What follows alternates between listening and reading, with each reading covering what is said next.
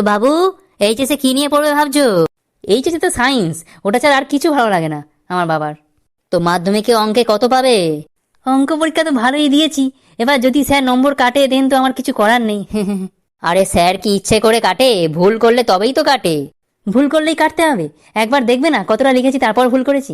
সবাই বলে জীবনের ভুলগুলো আসল শিক্ষা দেয়, আর পরীক্ষার খাতায় স্যাররা ভুলগুলোতেই শূন্য দেয়। তো তুমি অঙ্কে কত পাবে বলে আশা করছো?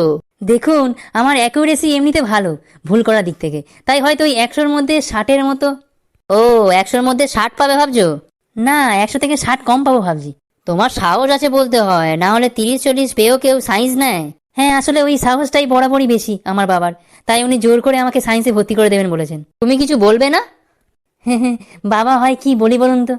হলেও প্রতিবাদ তো করা উচিত। হ্যাঁ অবশ্যই, কিন্তু যখন বলে কথা না শুনলে খেতে দেবো না, তখন এইসব প্রতিবাদগুলো ঘুচে যায়। তোমার নিজের কি নিয়ে পড়ার ইচ্ছা, আর্টস না কমার্স? আমার আসলে ইচ্ছা পড়াশোনার বাইরে ভাবা, আসলে নিজে কিছু করার। তার মানে বলো না যে পড়ার ইচ্ছা নেই। এমা না না, তা ঠিক না।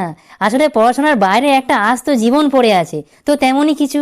যেমন বলো কি করতে চাও? এই ধরুন, যদি আমি 1-1.5 লাখ টাকা জোগাড় করতে পারি তাহলে। ও, বিজনেস করার কথা ভাবছো? তা ভালো। না, আসলে ঠিক বিজনেস না, ওই ঠিক কাছাকাছি।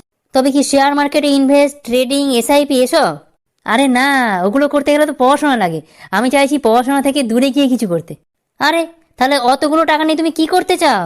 আগে আমি ভাবছিলাম একটা টোটো কিনবো, সারাদিন টোটো চালিয়ে পয়সা ইনকাম করে বাবাকে দেখিয়ে দেবো যে দেখো, 12th ফেল করলে যেমন আইপিএস হওয়া যায়, তেমন 10th ফেল করলেও টোটো চালক হওয়া যায়। আরে ধ্যাত, আরে কি হলো, চলে যাচ্ছেন কেন? আপনি আমার টোটোতে উঠলে না হয় হাফ ভাড়া দেবে নাকি? আরে কি হলো, দেখেছো চলে গেল।